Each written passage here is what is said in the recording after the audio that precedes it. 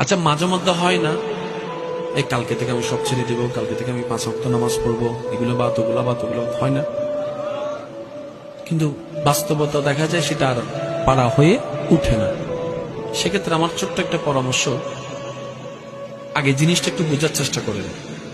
আপনার যখনই মন বলবে যে আমি কালকে থেকে ভালো হয়ে যাব, 5 ওয়াক্ত নামাজ পড়বো, তখন আপনি বুঝে নিবেন আল্লাহর রহমত আপনাকে ডাকতেছে। এটা কিন্তু 2 দিন আগেও আপনার কাছে আসেনি, ফিরে এখন আসলো কেন? তাহলে আপনাকে বুঝতে হবে এটা আপনার রব আপনাকে ডাকতেছে। মা গাররাকা বিরাব্বিকাল কারীম, বান্দা আয়। কারণ রব তো সরাসরি কারোর সাথে কথা বলবে না। রব কি করে? ওই অন্তরের মধ্যে জানাই দেয়, বান্দা মা গাররাকা বিরাব্বিকাল কারীম আয়। তখন কিন্তু আপনার সেই ইচ্ছাটা জাগে। এবার আপনি এই ইচ্ছায় সাড়া দিলে রাগ করবে কে? শয়তান।